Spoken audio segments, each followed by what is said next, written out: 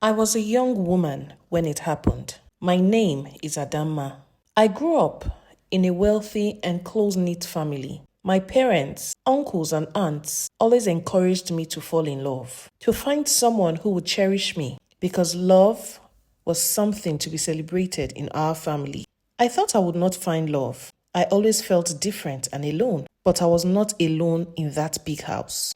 I had a younger sister, Nneka. She was my heart, my secret keeper, my best friend.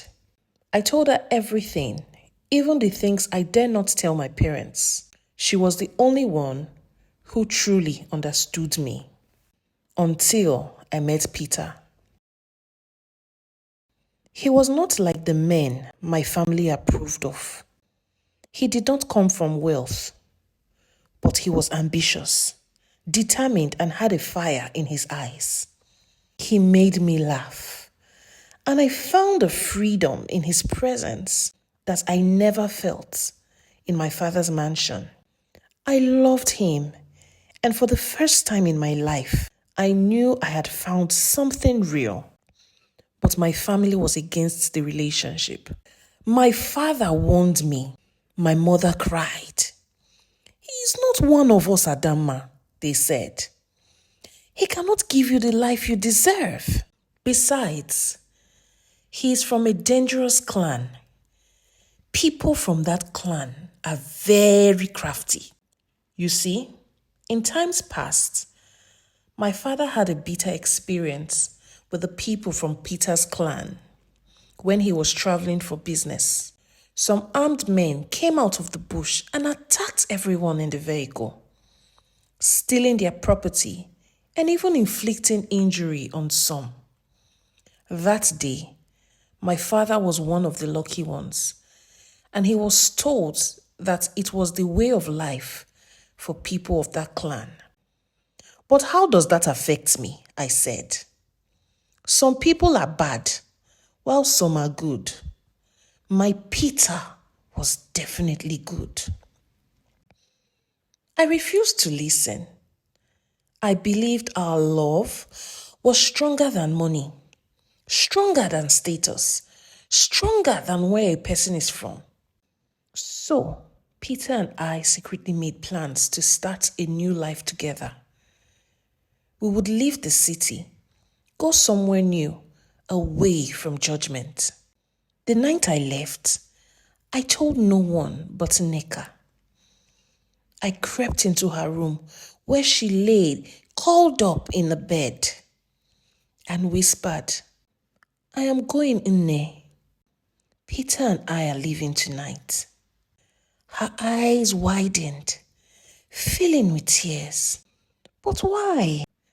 What if they find out? What if he hurts you? He won't, I assured her, forcing a smile. I love him, and he loves me too. She held my hand tightly. Promise me you will be happy. Promise me you won't regret this. I promised. But deep down, a small voice in my heart whispered doubts. Still, I left that night, disappearing into the darkness with Peter, believing in a love that was meant to last. Our new life was not what I imagined. We struggled. We rented a tiny room in a run-down neighborhood where the air smelled of smoke and desperation. The money Peter had saved barely lasted a month. We ate from street vendors, sometimes even skipping meals. My soft hands, once used to luxury, became tough with work. I took odd jobs, cleaning, serving food, doing anything to keep us afloat. Peter was restless, angry at the world. He tried many things, but nothing worked. Desperate for work, Peter became an apprentice at a roadside vulcanizing shop. He would wake up early, his hands already covered in grease before the sun has fully risen. The heat of the sun beat him down, as he bent over tires, prying them off metal rims, patching holes and inhaling the smell of burning rubber. His clothes were always stained with oil, his hands rough and cracked. I could see the exhaustion in his eyes every time he came home, but he never complained. It was at that roadside shop that he met Jala. Jala was an old classmate of his, but life had treated him differently. He was well dressed, confident, and carried himself like a man who had figured things out. One afternoon, he pulled up to the shop in a sleek car, stepping out with an air of authority. He looked around, then he spotted Peter, who was bent over a tire, wiping his hands on a dirty rag. "Peter, is that you?" Jala asked, surprised. Peter straightened, squinting against the sun. "Jala," he forced a smile. "It's been a long time." Jala laughed. "I never expected to see you like this. What happened?" "Life happened," Peter muttered. "I made my choices." Jala studied him, then grinned. "Well, I think I can help you. There's an opportunity, something big. If you are tired of breaking your back from little pay, then let's talk." That night, Peter came home with a smile. "I met someone," he said, "an old classmate. He can help us." But things changed. Peter started disappearing for long hours with Jala. The first time I asked where he had gone, he simply said, "Just handling things." When I pressed for details, he kissed me on my forehead and laughed it off. "Don't worry, my love. It is for us." The second time, he came home even later, his face unreadable. I blocked the doorway. "Tell me where you keep going with Jala." He sighed and pulled me into an embrace. "Adama, trust me." But I didn't. Then finally came Jala's offer. One evening, Jala took Peter into a place he called sacred. It was a hidden spot deep in the city's outskirts, surrounded by trees and old stones. A man in flowing robes sat waiting for them. He spoke in a slow, deliberate voice. "To gain what you seek, you must be willing to sacrifice your present for your future." Peter frowned. "What do you mean?" The man placed the bowl before him. "To be rich, you must sacrifice the life you have now." Jala leaned in. "Think about it, my friend. Think about it." "The answer is simple." "What do I need this life for?" Peter said. "Is this not the life I'm desperately trying to change?" The man handed Peter a strange perfume bottle. "Give this to the one you love. The moment she sprays this perfume, your old life will blow away." With trembling hands, Peter collected the bottle of perfume. Soon, they were both on their way into the city.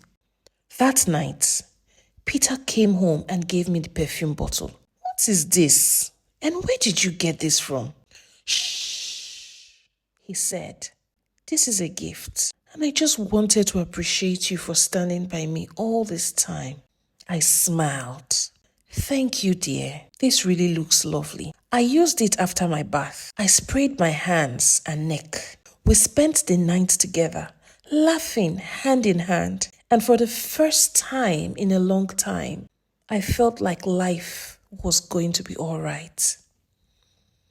The next morning I woke up to silence.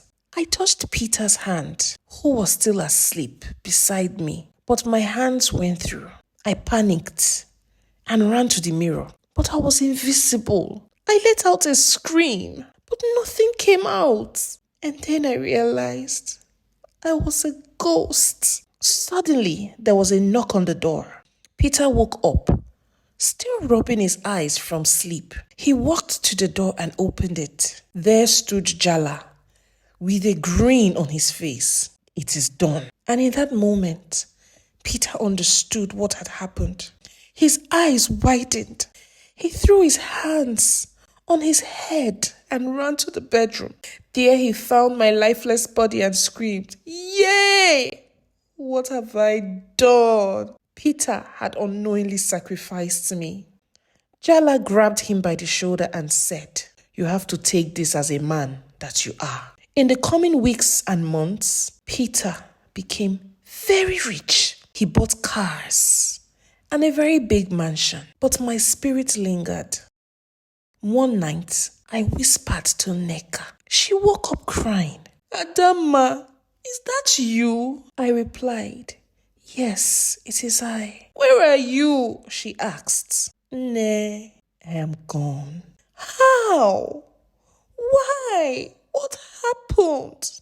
"Peter," I said, "he did this, but you can help me." Days later, Nneka told our parents that she had to travel for a few months for a school program. Then she traveled to the same city Peter and I lived together and disguised herself as a house help.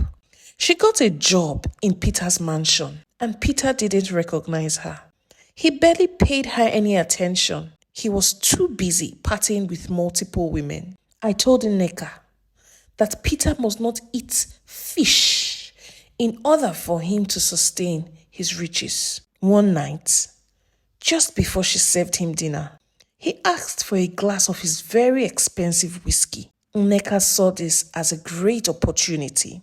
She laced his drink with a substance that would weaken his consciousness. Soon after, she served him a plate of delicious vegetable soup and fufu. Unknown to him, the soup was cooked with fish in it. Peter ate the food, and with sleep in his eyes, he went upstairs to his bedroom for the night.